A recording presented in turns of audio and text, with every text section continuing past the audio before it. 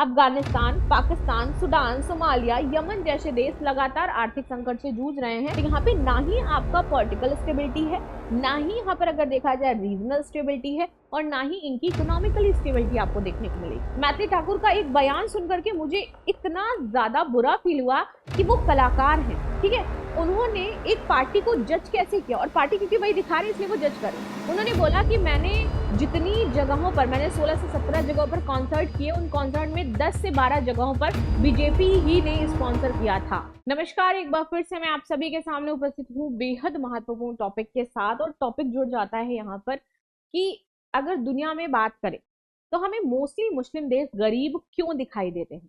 दुनिया की लगभग 25% आबादी जो है और उस जीडीपी में सिर्फ 8% इनकी हिस्सेदारी हो जाती है, ठीक है।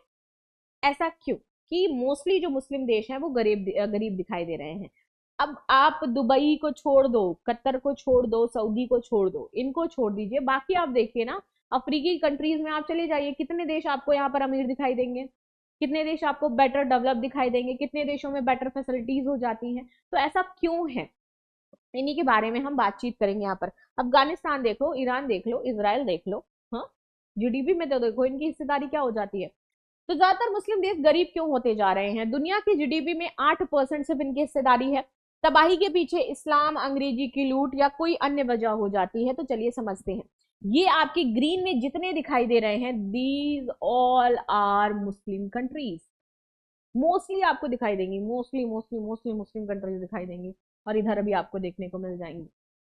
अब जब इतनी ज्यादा मात्रा में आपको मुस्लिम कंट्री देखने को मिल रही हैं, अफ्रीका में तो मोस्टली ही मुस्लिम कंट्री आपकी हो जाती हैं, तो फिर इनकी हिस्सेदारी इंटरनेशनली इतनी कम क्यों हो जाती, इस पर आज हम करेंगे डिटेल एनालिसिस। बाकी आपके क्या पॉइंट्स होते हैं इसको लेकर के वो भी जरूर कमेंट बॉक्स में बताइएगा। तो दुनिया में 57 मुस्लिम देशों का संगठन, ऑर्गेनाइजेशन ऑफ इस्लामिक कॉर्पोरेशन देखने को मिलता है हमें। यहाँ दुनिया की लगभग 25% आबादी रहती है इन्हीं 52 कंट्रीज में, लेकिन इनकी विश्व जीडीपी में हिस्सेदारी 10% से भी कम हो जाती है। ओआईसी के 57 में से सिर्फ 8 देश हाई इनकम कैटेगरी में आते हैं, और मुख्यतः ये सिर्फ आपके तेल संपन्न हो जाते हैं। अब समझ में आया कि सिर्फ और सिर्फ 8 देश हैं आपके गिने चुने 57 में से, और बाकी देश में क्या है, खाने के भी लाले आपको देखने को मिलेंगे। ये आपके पूरे कंट्रीज हैं जिनकी हम बात करते हैं, ओआईसी, ठीक है। चलो ओआईसी समझते हैं, इस्लामिक सहयोग संगठन और इस्लामी सहयोग। ओआईसी दुनिया का दूसरा सबसे बड़ा अंतर्राष्ट्रीय संगठन हो जाता है संयुक्त राष्ट्र के बाद। इसमें 57 मुस्लिम देश शामिल हैं।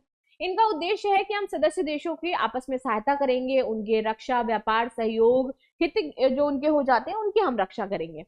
स्थापना इनकी हुई थी 25 सितंबर 1969 को। मुख्यालय इसका यरूशलेम की अल अक्सा मस्जिद में है। आगजनी की घटना के बाद मुस्लिम देशों में एकता की आवश्यकता महसूस हुई तो इसको बनाया गया था। मुख्यालय जेद्दा सऊदी अरब में हो जाता है। मुख्य कारण यही था इनका कि जब मस्जिद में आग लगी ये यरूशलेम में, यहाँ पर तभी ये बनाया गया, आपका फॉर्मेट हुआ। मुख्यालय आपका जेद्दा सऊदी अरब में है। आधिकारिक भाषा अरबी, अंग्रेजी और फ्रेंच हो जाती है। गरीबी और भुखमरी की जगह, ओआईसी देशों में से 34 देश, करेक्ट 34 देश, यहाँ पर आपके भुखमरी के हालात हैं, जबकि 24 देशों में प्रति व्यक्ति जीडीपी आपकी $2,500 से भी कम हो जाती है। ये डेटा बता रहा है एग्जैक्ट। नाउ वहीं वैश्विक औसत प्रति व्यक्ति आय लगभग आपकी $13,000 है। Can you imagine that difference between this and this? $2,500, $13,000 ना, यानी कि मुस्लिम देशों की औसत आय दुनिया की तुलना में 5 गुना कम हो जाती है। Afghanistan, Pakistan, Sudan, Somalia, Yemen जैसे देश लगातार आर्थिक संकट से जूझ रहे हैं, और यहाँ पर अस्थिरता बनी है। यानी कि यहाँ पे अगर सत्ता की बात की जाए, लोकतंत्र की बात की जाए, तो यहाँ पर आपको लोकतंत्र भी नहीं देखने को मिलता है स्टेबल। अब इसके पीछे का क्या कारण है कि मोस्टली मुस्लिम देशों में लोकतंत्र स्टेबल नहीं है। Of course this is the data, ये मैं नहीं कह रही हूँ, मेरे अंदर कोई ऐसी भावना नहीं है कि मैं जाकर के कहूँ कि नहीं मुस्लिम देशों में ऐसी सारी चीजें है। ये डेटा आया, एक रिपोर्ट आई, और उस रिपोर्ट को हम जस्ट डिस्कस कर रहे हैं। और जब हम रिपोर्ट को पढ़ते हैं तो हमें एग्जैक्टली समझ में आता है कि हाँ ये तो है, जितने भी मुस्लिम देश हैं वहां पर अनस्टेबिलिटी है, चाहे Pakistan, Afghanistan, Iran, Israel, Yemen, Qatar में दिक्कत आई, अभी हमला किया गया था तो चलो कतर को हटा देते हैं, हम नहीं लेते हैं कतर को। सऊदी अरबिया अच्छा देश हो जाता है। बाकी जो अदर आपकी कंट्रीज हो जाती है, इथोपिया वगैरह हो जाती है, सोमालिया हो जाती है, सूडान हो जाती है, आप देखिए क्या स्थिति चल रही है। फिलिस्तीन गाजा वो वॉर चल रहा है हमास वाला, है या दिक्कतें या नहीं है। तो यहाँ पे ना ही आपका पॉलिटिकल स्टेबिलिटी है, ना ही यहाँ पर अगर देखा जाए रीजनल स्टेबिलिटी है, और ना ही इनकी इकोनॉमिकल स्टेबिलिटी आपको देखने को मिलेगी। यहाँ पर चिंताएं ये व्याप्त हैं, तो इसके पीछे क्या कारण हो जाते हैं कि मुस्लिम देशों में भी यही देखने को मिल रहा है। क्या ये फिर एक ऐसा क्वेश्चन हमारे सामने लाता है कि धर्म के नाम पर, अब अफगानिस्तान देखिए कि क्या स्थिति हुई कि हम तो शिया लॉ, सुन्नी लॉ और शिया लॉ लाने वाले हैं, इसलिए हमारे यहाँ पे ये चीजें हैं। तो अगर आप धर्म के अकॉर्डिंग राजनीति करना चाहते हो तो फिर वो बैलेंस नहीं हो पाएगा, या तो ये समस्या हो सकती है। चलिए समझते हैं इसके पीछे के क्या कारण है। अक्सर ये तर्क दिया जाता है कि मुस्लिम देशों का पिछड़ापन इस्लामिक मान्यताओं और धार्मिक कट्टरता से जुड़ा हुआ है, ये इसका रीजन कहा जाता है। अब समझते हैं कि क्या ये रीजन सच में है या फिर गलत हो जाता है, तो चलिए। लेकिन आंकड़े बताते हैं ऐसा कहना सही नहीं होगा। क्यों? दरअसल मुस्लिम देशों की आर्थिक स्थिति, इतिहास, भूगोल और राजनीतिक अस्थिरता बड़े जैसे कारणों से तय हुई है, जहां सिर्फ धर्म ही नहीं आता है और भी कारण है। तो ये जो राजनीतिक अस्थिरता है ये कैसे आई, ठीक है, यहाँ का जो इतिहास है, भूगोल है, वो कैसे तय हुआ, तो उसको भी समझेंगे। दरअसल 13वीं और 17वीं शताब्दी की अगर हम बात करें, इस समय इस सदी में इस्लामिक सभ्यता दुनिया की सबसे तेजी से बढ़ने वाली सभ्यता मानी गई। 13 से 17 सबसे ज्यादा मुस्लिम सभ्यता आपकी प्रॉस्परस हुई। बगदाद, दमिश्क, काहिरा, काबोडा, इस्तांबुल ज्ञान, चिकित्सा, गणित और व्यापार के केंद्र हुआ करते थे, यानी कि इंटेलेक्चुअल में अच्छे थे ये लोग। फिर ऐसा क्यों हुआ? बगदाद का हाउस ऑफ विजडम दुनिया का पहला शोध संस्थान था। अल खारिज्म बीज गणित, इब्न सीना चिकित्सा, इब्न रुश्द दर्शन, इब्न बेरूनी खगोल जैसे विद्वान उसी दौर में आपके उभरे थे। इस्लामी साम्राज्य का क्षेत्रफल स्पेन से लेकर के भारत तक फैला हुआ था, लेकिन 16वीं सदी के बाद हालात बदलने लगे, यानी कि इस बीच ये सबसे ज्यादा प्रॉस्परस रहे और 16वीं सदी आते आते तक यहाँ पर स्थिति इनकी खराब होने लगी।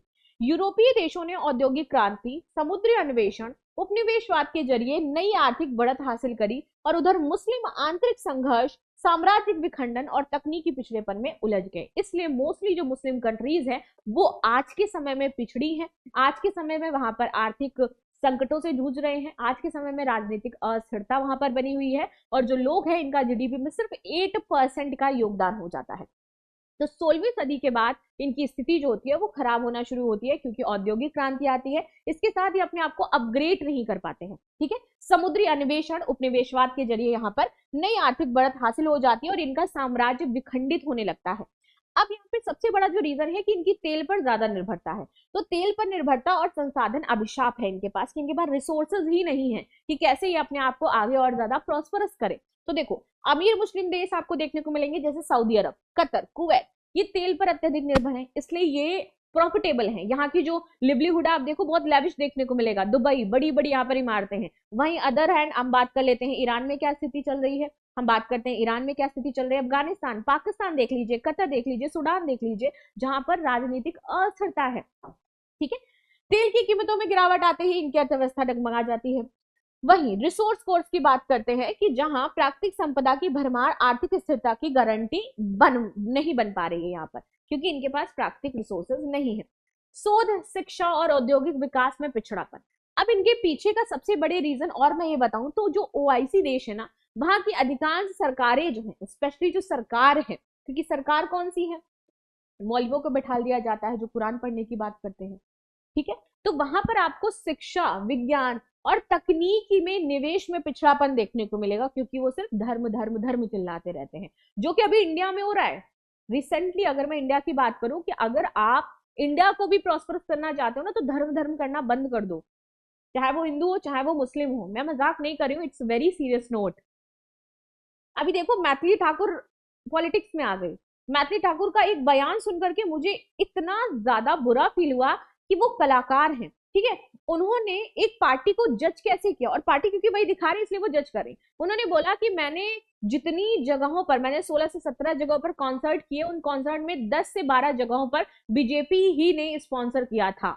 बीजेपी के लोगों ने मुझे बुलाया था क्योंकि मुझे अपने धर्म से बहुत ज्यादा प्यार है, संस्कृति से बहुत ज्यादा प्यार है, इसलिए मैं राजनीति में आना चाहती हूँ। सीरियसली आप राजनीति का बेड़ा गर्क कर रहे हो और आप अपना भी बेड़ा गर्क कर रहे हो। शायद ये बुरा लग सकता है बट ये ट्रू है। आप एक कलाकार हैं और बहुत बेहतरीन, बहुत उम्दा कलाकार हैं सीरियसली, लेकिन एक पार्टी को आपने इससे ये जज कर लिया कि धर्म के नाम पर वो बेटर काम करिए जिससे देश की हमारी प्रोग्रेस होगी, तो दिस इज बैड। चाहे वो कांग्रेस हो, चाहे वो आपकी बीजेपी हो, चाहे वो सपा हो जाए, चाहे वो बसपा हो जाए, धर्म के नाम पर किसी पार्टी को अगर आप जज करते हो, अपने देश का विकास भी तो देखो। विकास के लिए क्या काम करोगे? आप कहोगे हम मंदिर बनवा देते हैं, बच्चा यहाँ जूझ रहा है उसको आप देखिए सेंटर्स नहीं मिल रहे हैं, एसएससी के स्कैम देखिए जाकर के, बेरोजगारी है यहाँ पे वो देखिए, इंस्टीट्यूशंस नहीं बन रहे हैं, एम्स कितने हैं आपके पास, आईआईटी कितने हैं आपके पास। इन पे अगर बात नहीं करोगे आप और आप बात करोगे धर्म पे, तो मंदिर बनवा करके पंडिताई कितनों से करवा लोगे? और सब तो पंडित नहीं है ना इस देश में। भाई मैं भी पंडित हूं, मैं मानती हूँ, लेकिन सब तो पंडित नहीं है। जॉब चाहिए इस देश को इंफ्रास्ट्रक्चर चाहिए, इस देश को चाहिए कि युवाओं को जॉब दी जाए, इस देश को ये नहीं चाहिए कि सिर्फ धर्म का नाम का झुंझुना ले लो और पूरे भारत में बजाते रहो। This is bad. और इस तरीके से आप नेता और पार्टी का चुनाव कर रहे हो तो आपका देश गर्त में जाएगा। अरे इन देशों से ही सीख लो ना भाई। इन्होंने शिक्षा पे इन्वेस्ट नहीं किया, इन्होंने इन्वेस्ट नहीं किया विज्ञान पे, इन्होंने इन्वेस्ट नहीं किया तकनीकी पे, इसलिए ये पिछड़े हैं।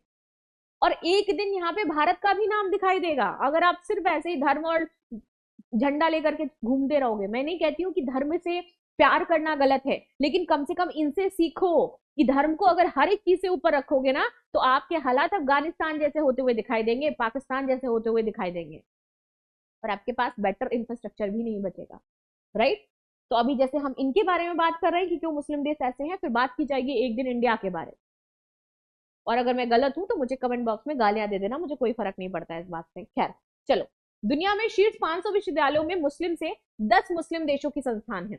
वहीं अमेरिका, यूरोप और चीन में इनकी संख्या सैकड़ों में है। अब देखो, दुनिया के शीर्ष 500 विश्वविद्यालय और जिसमें से सिर्फ आपको 10 शीर्ष देखने को मिलेंगे विश्वविद्यालय मुस्लिम के, बस बाकी नहीं है। वहीं यूरोप, अमेरिका, चीन की बात करते हैं, सैकड़ों हैं। शोध, नवाचार, औद्योगिकरण की कमी भी गरीबों को अस्थायी बना दिया है। यहाँ पर राजनीतिक अस्थिरता और भ्रष्टाचार, कई मुस्लिम देशों में लंबे समय से तानाशाही चल रही है, गृह युद्ध चल रहे हैं, भ्रष्ट प्रशासन और व्यवस्था चल रही है। Sudan, Syria, Yemen, Libya, Afghanistan जैसे देशों में हिंसा और सत्ता संघर्ष जारी ही रहता है। आर्थिक विकास इन हालातों में पॉसिबल ही नहीं है और इसलिए वहां पर कोई भी चीजें नहीं हो पाती हैं। इस्लाम का जो सुनहरा दौर था ना, जिस टाइम इस्लाम प्रॉस्परस हुआ, जिस टाइम इस्लाम एक तरीके से कह सकते हो कि बहुत धनी, बहुत चीजें, इस्लाम ने भारत को भी बहुत कुछ दिया। जो हम देखते हैं ना, ये टॉम्स हमारी बनी हुई है, मायू टॉम की बात करते हैं, ताजमहल की बात करते हैं, अजूबा है भाई वो ताजमहल। ठीक है, ये सब भारत को भी इस्लाम ने ही दिया था, झुटला नहीं सकते हम कि इस्लाम ने हमें कुछ नहीं दिया। ठीक है, लेकिन वो दौर था उसके प्रॉस्परस का। लेकिन अब क्या स्थिति है इस्लाम की, वो आप सभी जानते हैं।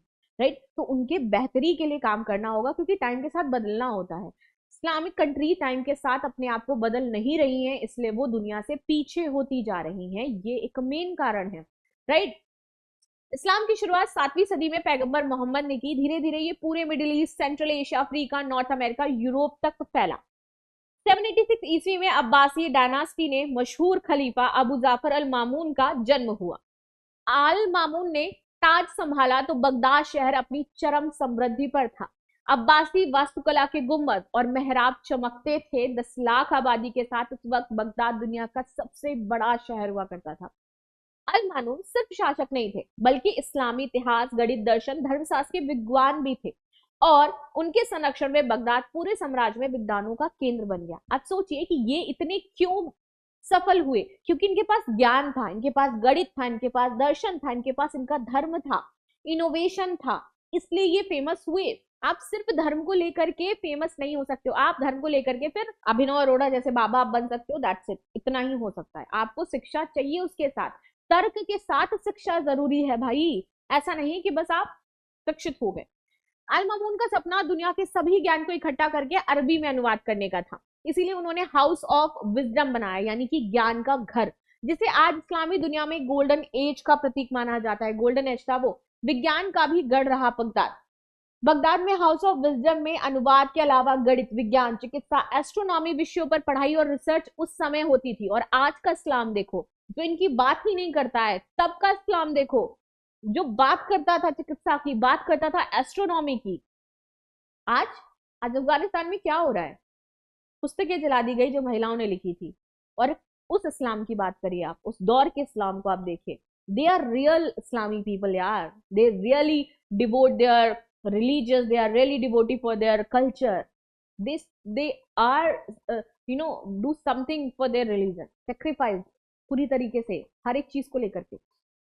एक स्कॉलर अल खारिज्म ने गणित की अलब्रज किताब लिखी, जिससे एक स्कॉलर ने अल खारिज्म के गणित की अलजब्र किताब लिखी थी, जिससे अलजब्रा आपका आया था। अल राजी नाम के स्कॉलर ने चेचक और खसरा जैसी जानलेवा बीमारियों का प्रभावी इलाज निकाला। ये भी इस्लाम है, ये भी इस्लाम का पहलू है जो हम देख रहे हैं। आज कुछ इस्लाम के पहलू है जो हम देखते हैं। अल-किंदी पहले अरब दार्शनिक थे। उन्होंने अरस्तु के विचारों को इस्लामी समाज में स्वीकार्य बनाया। बगदाद में एक विशाल ऑब्जर्वेटरी बनाई गई जहां पृथ्वी की परिधि नापने के लिए मानचित्र बनाने का काम होता था। 1258 मंगोल आक्रमणकारियों के हमलों ने बगदाद को तबाह कर दिया। हाउस ऑफ विजडम में आग लगा दी। टिग्रिस नदी में इतनी बड़ी किताबें बहा दी गई कि उनकी स्याही से नदी का पानी काला हो गया था। सिया सुन्नी की लड़ाई में उलझे इस्लामिक देश। मक्का मदीना 632 ईस्वी में पैगंबर मोहम्मद अपनी जिंदगी का आखिरी हज करके मक्का से मदीना जा रहे थे। रास्ते में उन्होंने अपने सभी साथियों को गदीर के मैदान में रुकने के लिए कहा। पैगंबर ने एक मंच में अपने दामाद हजरत अली का हाथ पकड़कर कहा कि जिसका मैं मौला हूं उससे ये अली मौला है। कुछ महीने बाद पैगंबर मोहम्मद का निधन हो गया और उनके वारिस को लेकर के मुसलमान में दो गुट बच गए। एक पक्ष था जो मोहम्मद साहब को किसी को वारिस नहीं बनाया, इसलिए सबसे योग्य शख्स का चुनाव धड़ा सुन्नी कहलाया। और दूसरे पक्ष ने माना कि पैगंबर ने गदीर को मैदान में जो घोषणा की थी वो वारिस को लेकर के की थी और ये सिया कहलाए। और इसके बाद सिया और सुन्नी आपके बट गए। आज दुनिया में मुसलमानों की आबादी 85 से 90% है। दुनिया में मुसलमानों में इनकी आबादी 10 से 15% हो जाती है, यानी कि सबसे ज्यादा आपको सुन्नी देखने को मिलेंगे जो किसी भी वारिस को नहीं मानते हैं। सिया आपके मात्र 10 से 15% है।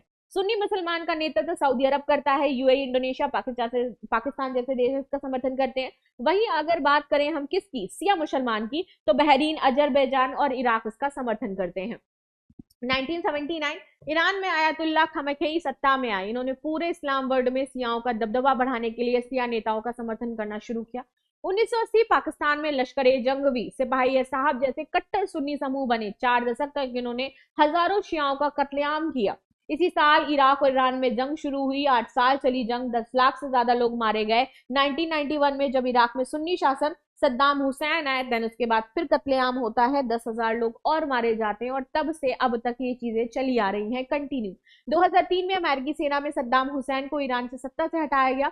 इनके पड़ोसी ईरान में भी सिया विद्रोहियों का समर्थन करने लगे। 12 में सऊदी अरब में सिया धर्मगुरु शेख निमर की मौत की सजा दी गई। सिया सुन्नी विवाद बढ़ता चला गया और आज ये स्थिति हो गई कि इस्लाम हर जगह से पिछड़ चुका है।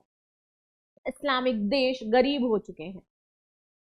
चलो, शरीयत में ब्याज हराम है, इससे इकोनॉमी पिछड़ी, क्योंकि इन्होंने बोला कि हम ब्याज नहीं लेंगे।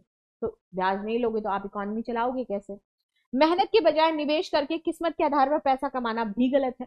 यही वजह रही कि यूरोप में जहां 17वीं सदी में ही बैंक खुल गए, मिडिल ईस्ट इसके करीब 200 साल बाद 1863 में इन्होंने बैंक खोले। मुस्लिम देशों ने अपना एक अलग बैंकिंग सिस्टम विकसित किया। इसका एक प्रमुख नियम यह था कि बैंक जिस भी कंपनी को लोन देगा उससे होने वाले लाभ या हानि पर बैंक की हिस्सेदारी ही होगी। साइंस एंड टेक्नोलॉजी पीछे छूटते चले गए। दुनिया की 25% मुस्लिम आबादी होने के बावजूद आज तक सिर्फ 3 बार इस्लामिक देशों को साइंस का नोबेल प्राइज मिला है, जबकि 1% से भी कम आबादी वाले यहूदियों को यह प्राइज मिल चुका है। सोचिए अब आप, इसमें ज्यादातर बैंकों को घाटा होता था और वो डूब जाते थे। इकोनॉमी में ऐसा कुछ कुचक्र इस तरीके से बन गया कि इस्लामिक देश में जितनी भी कंपनियां स्थापित हुई ये सब आपकी बंद होने लगी। बांग्लादेश में 5 इस्लामिक बैंक बढ़ते नुकसान के चलते क्या हो गए, मर्ज हो गए। और इसी समस्या के चलते 1997 में Islamic bank of south Africa and साथ ही साथ तुर्की में इला फाइनेंस हाउस बंद हो गया। तो जब आप बैंक कहोगे कि हमारे जो इस्लाम है उसमें हराम हो जाता है, ठीक है, आप बैंक्स बनाओगे नहीं, फिर उस प्रॉफिट लॉस की बात आएगी तो कहोगे कि बैंक का ही प्रॉफिट लॉस है, पर्सन से हम प्रॉफिट लॉस नहीं लेंगे, तो ऑफकोर्स आपकी बैंक बंद हो जाएगी। और यही रीजन हुआ कि मोस्टली मुस्लिम देशों में बैंक्स बंद हो गए और चल ही नहीं पाए। नाउ आज ज्यादातर मुस्लिम देशों में इस्लामिक बैंकिंग सिस्टम है, साथ साथ परंपरागत बैंकिंग भी थोड़ी बहुत मौजूद है। हालांकि ईरान सभी बैंक इस्लामिक बैंकिंग सिस्टम में चलते हैं। जितने भी आपके ईरान के बैंक है ना, वो सिर्फ बैंकिंग सिस्टम पर चलते हैं, यानी कि वो ब्याज, पैसा, लोन वगैरह सब देते हैं। बाकी किसी भी इस्लामिक देश में ये वाला सिस्टम नहीं हो जाता है। वहीं बहरीन, यमन, सूडान, ईरान जैसे कई देशों ने 30 से ज्यादा % बैंक इस्लामिक सिस्टम से चले आ रहे हैं। राइट, आगे आ जाते हैं। इस समय विज्ञान गणित की बड़ी बड़ी खोज करने वाला इस्लाम वर्ल्ड आज साइंस में काफी पीछे छूट गया है।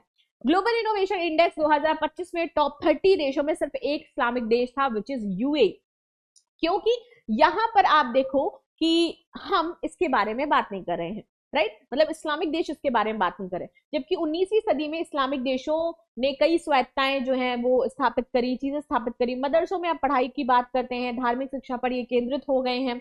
आधुनिक समय में इस्लामिक नेता ब्रिटिश चार्ल्स डार्विन की थ्योरी ऑफ इवैल्यूएशन का विरोध करते हैं, जिसके मुताबिक सभी जीव एक ही पूर्वज से पैदा हुए हैं और उसी समय ये विकसित हुए थे। इस्लामिक धर्मगुरु तर्क देते हैं कि कुरान में लिखा गया है अल्लाह ने इंसान को सीधे मिट्टी से बनाया है। पाकिस्तान, सऊदी अरब, ओमान, अफगानिस्तान जैसे कई देशों ने डार्विन की थ्योरी को खुली पाठ्य पुस्तकों में नहीं पढ़ाया। उन्होंने बोला ही नहीं कि भैया ये सही है, डार्विन की थ्योरी को ये मानते नहीं है।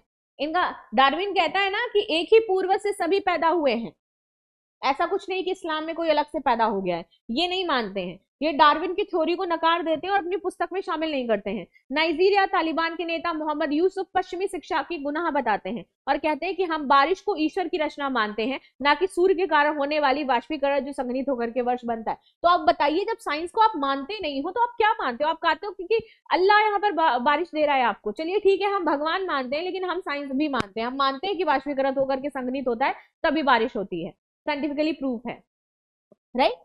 आगे आओ। लोकतंत्र की मांग पर गृह युद्ध से जूझते देश। 2010 में करप्शन इंडेक्स के मुताबिक दुनिया में सबसे कम करप्शन वाले 20 देशों में सिर्फ एक इस्लामिक देश था, वो भी आपका कतर था। जबकि सबसे ज्यादा करप्शन 20 देशों में जो हुआ उसमें से आपके मुस्लिम देश थे, ज्यादातर आधे मुस्लिम देश थे। लगातार होते युद्ध, अशांति, भ्रष्टाचार, इन सब की वजह से क्या होता है कि ये लोग पिछड़ेपन में चले जाते हैं। आतंकवाद से पीड़ित हैं ये गरीब देश। बुरा लग सकता है बट दिस इज ट्रू। देखो आप, सीरिया 90% गरीबी रेखा है, अफगानिस्तान 85% गरीबी रेखा नीचे है, सोमालिया, पाकिस्तान, माली सभी आपके गरीबी रेखा के नीचे जी रहे हैं और यहाँ पर आतंकवाद पल रहा है। इसके बाद सीरिया, यमन, बहरीन, मिस्र, लीबिया जैसे देश में लोकतंत्र की मांग तेज हो गई और अरब स्प्रिंग के नाम से ये जाने जाते हैं आपके देश। ज्यादातर आंदोलन असफल रहे, सीरिया में पिछले 14 सालों से, तो यमन में, लीबिया में पिछले 11 सालों से आपके गृह युद्ध चल रहे हैं। आज सीरिया की 90% और यमन की 80% आबादी गरीबी रेखा के नीचे है, हालत बद से बदतर हो चुकी है। फिर भी अगर ग्लोबल देखा जाए, ग्लोबल टेररिज्म इंडेक्स की बात करें तो दुनिया में 10 टॉप कंट्रीज में से 9 कंट्रीज आपकी इस्लामिक हो जाती हैं। ठीक है, तो इस तरीके से प्रॉब्लम्स यहाँ पर चली आ रही हैं and that is the reason. जहां गरीबी वहां इस्लामी तेजी से फैला। ह्यूमन डेवलपमेंट इंडेक्स में सबसे नीचे आने वाले 10 देशों में 7 इस्लामिक हैं, लेकिन इनमें से सिर्फ अरब देश हैं जहां इस्लाम पैदा हुआ था, बाकी सब अफ्रीकी देश है जहां इस्लाम बाद में पहुंचा, यानी कि कन्वर्टेड पीपल। पैगंबर मोहम्मद के बाद खलीफाओं ने इस्लामी शासन को पश्चिम से स्पेन, पूर्व और भारत की सीमाओं तक फैलाया। इस दौरान इस्लाम सत्ता के साथ जुड़ा था। जिन इलाकों में अरब सेना जंग जीती थी वहां इस्लाम भी फैल जाता था। इसके बाद सूफी संतों, व्यापारियों इस्लाम को गरीब और पिछड़े पड़े इलाकों में फैलाया, क्योंकि इनको आसानी से कन्वर्ट किया जा सकता था। औपनिवेशिक लूट और इतिहास की चोट। 17वीं से 20वीं सदी के बीच में ब्रिटिश, फ्रेंच और डच साम्राज्यों ने एशिया और अफ्रीका के अधिकांश मुस्लिम क्षेत्रों पर कब्जा कर लिया। तेल, मसाले, कपड़ा, खनिज संपदा जो संपदा थी उसको लूट लिया और जड़ इनकी कमजोर हो जाती है। औपनिवेशिक शासन खत्म होने के बाद इन देशों में कमजोर संस्थाएं, भ्रष्ट शासन तंत्र और नकली सीमाएं बन गई और औपनिवेशिकता के बाद ये सारे देश आपके कंगाल होते चले गए। खेती की कमी रही क्योंकि इनके पास जमीन नहीं है जो ये खेती कर ले। अमेरिकी इतिहासकार बर्नार्ड लुइस कहते हैं कि पश्चिमी देशों ने इस्लामिक सत्ता और उनके व्यापारिक नेटवर्क को अपने फायदे में बदल दिया। इससे मुस्लिम अर्थव्यवस्था, इंडस्ट्री का विकास रुका, जो कि गरीबी का कारण इनके बना हुआ है। और यही चीजें हैं जो इस्लाम में चल रही हैं। सभी मुस्लिम देश गरीब नहीं है, कुछ मुस्लिम देश आपके अमीर भी हैं, जैसे कि सऊदी अरब, कतर, यूएई, कुवैत, ओमान और बहरीन जैसे देश हैं। Qatar, Kuwait world peace index में टॉप 50 में है। Oman quality of life ranking में दुनिया में 4थे स्थान पर है। सऊदी अरब ना केवल दुनिया का सबसे बड़ा तेल उत्पादक है, बल्कि 99% इंटरनेट कवरेज, 97% साक्षरता दर भी है। अबू धाबी दुनिया का सबसे सुरक्षित शहर माना जाता है। आगे का रास्ता, तो सबसे पहले तो इनको क्या करना होगा, गरीबी के कुचक्र से बाहर आना है तो नवाचार और शिक्षा की तरफ बढ़ना होगा, पारदर्शी शासन लाना होगा, महिलाओं की भागीदारिता को बढ़ाना होगा जो कि इस्लाम में सबसे ज्यादा कम है, और आर्थिक विविधीकरण, तेल के परे उद्योग उन्हें देखने होंगे। मुस्लिम देशों को आर्थिक बहाली के कारण इस्लाम नहीं बल्कि ऐतिहासिक लूट, राजनीतिक अस्थिरता और शिक्षा का नवाचार व कमी रही है, जिसकी वजह से ये लोग पिछड़े हैं। दुनिया के 57 देशों का संगठन कौन सा है जिसमें लगभग 25% वैश्विक मुस्लिम आबादी रही है? तो ये थी न्यूज जो हमने डिस्कस करी। लास्ट में एक और क्वेश्चन है, इसका भी आंसर दीजिएगा। And thank you so much for watching the video. If you have any concern, any doubt, then please let me know in the comment section. मिलते हैं नेक्स्ट क्लास में and thank you so much.